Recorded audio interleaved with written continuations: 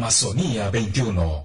Amigos de Amazonía 21, para nosotros es un gusto poder saludar y tener nuevamente en el programa a César Ipenza para conversar sobre esta campaña que se ha emprendido para que CERFOR pueda incluir al chihuahuaco en la regulación de la Convención Internacional para el Tráfico de Especies Amenazadas, CITES.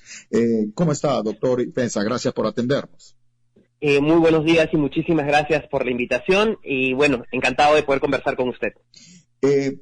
¿Por qué es importante que el Perú pueda insertar dentro del CITES a esta especie conocida como el chihuahuaco? Mire, lo que sucede usualmente es que las especies, al tener un alto grado de explotación, también pueden ponerse un nivel de vulnerabilidad, ¿no?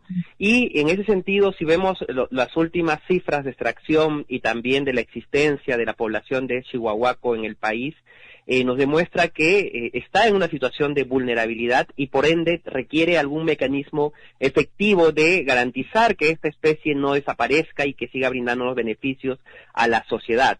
El convenio CITES, como bien señaló usted, las siglas de este convenio internacional, lo que regula es el comercio mundial, de alguna manera con reglas para evitar que las especies sean sobreexplotadas y de alguna manera puesta en peligro también. No prohíbe el comercio, pero da lineamientos para que haya un aprovechamiento adecuado del recurso.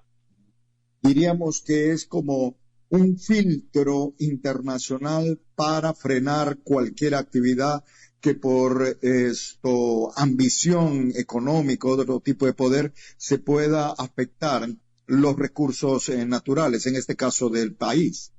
Así es, tanto de flora como fauna, ¿no? Y hemos tenido ejemplos en el Perú claros, ¿no? Sí, pues. En el pasado, por ejemplo, la vicuña estaba en peligro de extinción y de alguna manera el trabajo del Perú para recuperar las poblaciones de vicuña hizo que salga la fibra de un anexo y pase a un anexo donde se permita más el comercio, ¿no?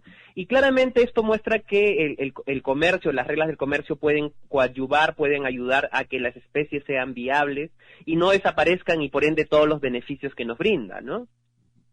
Más de uno de pronto por ahí saldrá que una vez más los peruanos renunciamos a nuestra autonomía porque una convención internacional va a regir lo que tenemos que hacer con nuestros recursos. Bueno, en principio debemos decir que el Perú no vive una situación en aislamiento, ¿no? Y creo que también de alguna manera el convenio CITES es del año 73, no es un convenio reciente, ¿no? Y claramente ha puesto reglas para el comercio, para evitar que se extingan las especies o desaparezcan, ¿no? Entonces, más allá de eso, entonces si vamos a vivir en un aislamiento, no depender, tampoco deberíamos hacer de alguna manera mecanismos de comercio con otros países del mundo.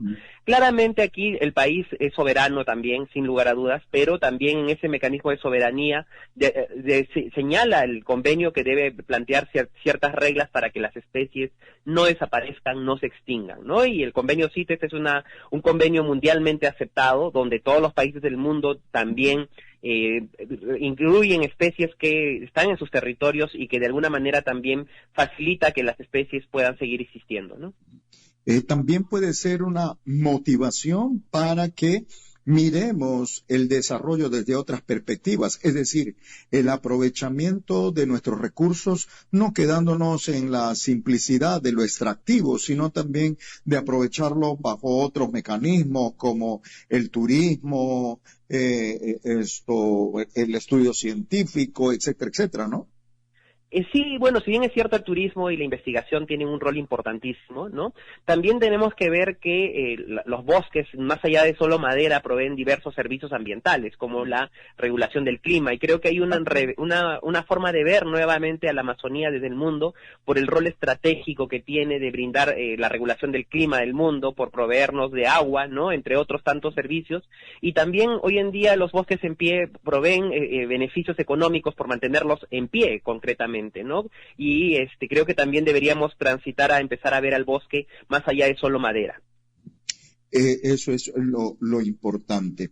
Si tomamos como ejemplo la situación del recurso forestal Chihuahuaco, entendemos que es un árbol muy particular y por sus características, por su altura, por su valía en el mercado, pero sin embargo no conocemos mucho el detalle de que es un árbol que demora mucho tiempo en reproducirse, por lo tanto estamos en un tremendo riesgo de perder esta especie porque ni sembrando aquí desarrollarían en 300 años. Así es, usted bien lo ha señalado, es una especie de larga maduración, ¿no? Crece muy poco anualmente, tenemos cerca de 2 milímetros, me parece que es el crecimiento anual, ¿no? Y tenemos especies de 300 o 500 años, entonces esta especie es una de las especies más emblemáticas de todos nosotros, los peruanos, creo, y de la Amazonía, ¿no? Entonces, claramente se muestra que hay un nivel de vulnerabilidad que no se puede regenerar rápidamente, y por ende también hay especies que dependen de la existencia de este árbol, ¿no? Los guacamayos o las águilas arpías solo hacen su nido en estos árboles. Algunas especies que dispersan semillas, como los murciélagos, por ejemplo, solo se pueden alimentar de esta especie en época seca, solo se alimentan de las semillas. Entonces hay una dependencia de todo el ecosistema de este individuo, ¿no? Y por ende también tiene un rol importante en los ecosistemas, ¿no? Entonces creemos que necesitamos hacer un uso adecuado de este recurso, y claramente el convenio CITES no prohíbe la extracción, sino, bueno, si se plantea la inclusión en el anexo 2, esto demandaría que el Estado peruano tome mayores mecanismos de control para la extracción de los individuos, ¿no? Y esto haga también posible que la especie no desaparezca, ¿no?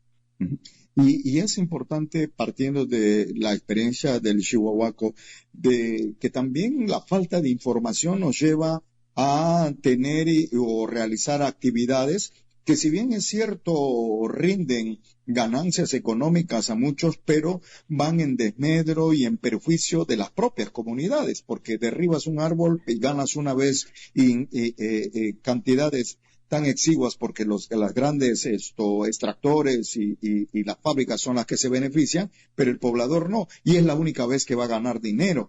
Entonces, conociendo sus bondades, sus capacidades, que no solamente es el recurso maderable, sino todo lo que genera en torno a esa especie, creo que pudiéramos darle un mayor valor a nuestros recursos de flora y fauna, como quien dice, uno a veces no ama lo que no conoce, ¿no? Así es, eso, y por otro lado la información que usted también precisa, ¿no?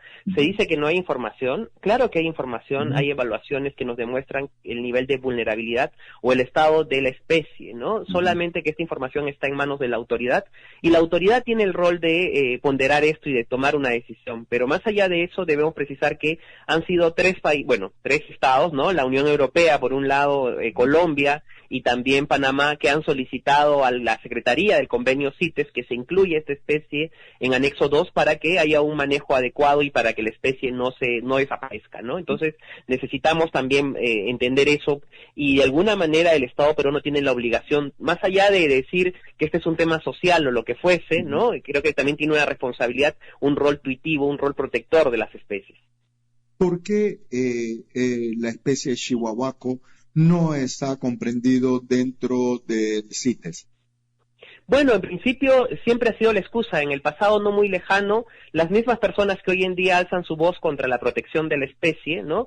Dicen que no había suficiente información, esta información ¿no? Y luego lo que han hecho ante la información que uno ha podido acceder, ¿no? Existente, dicen no, han pretendido extender sus niveles de existencia a otras zonas también. Entonces muchas veces se juega con esa ausencia de información.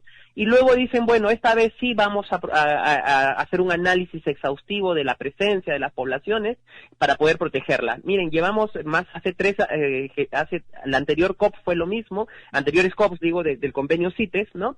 Y nuevamente no tiene una protección efectiva, ni siquiera en nuestra legislación nacional. En la legislación nacional se hizo también grupos de trabajo para evaluar las especies que requieren protección, y hasta el día de hoy, después del 2015 que se hizo el trabajo, no se ha vuelto a definir ni a establecer la norma para proteger las especies.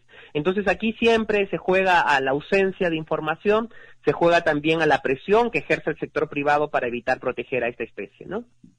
¿Qué entonces faltaría para que CERFOR incluya al chihuahuaco en esta regulación de la Convención CITES?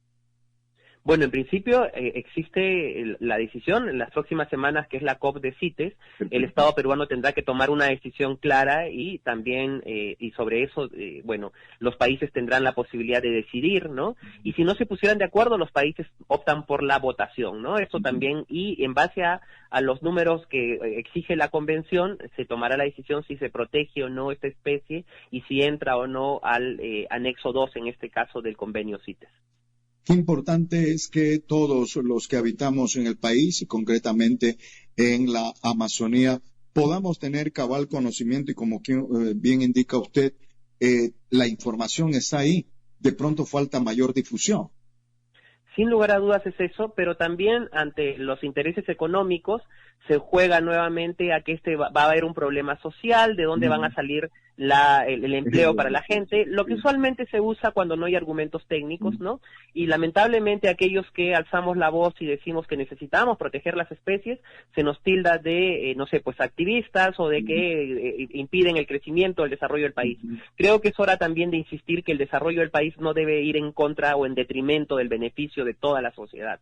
Y necesitamos proteger a las especies como el chihuahuaco, que tiene un rol fundamental para el bienestar de los ecosistemas, para el bienestar de otras especies, ¿no? Y simplemente diría que quede en la responsabilidad de quienes presionan, de quienes cuestionan siempre estas decisiones, esta amenaza que pone en peligro la especie, ¿no?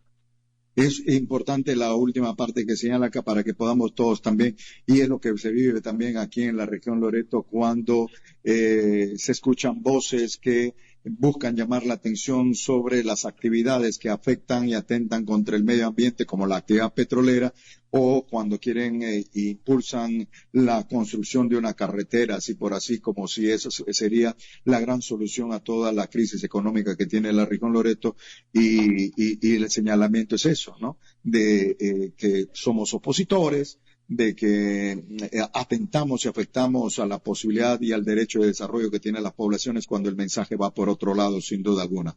Gracias, señor César Ipienza, por haber conversado con nosotros. Muchísimas gracias a usted y buenas tardes. Que estén muy bien. Estás escuchando Amazonía 21.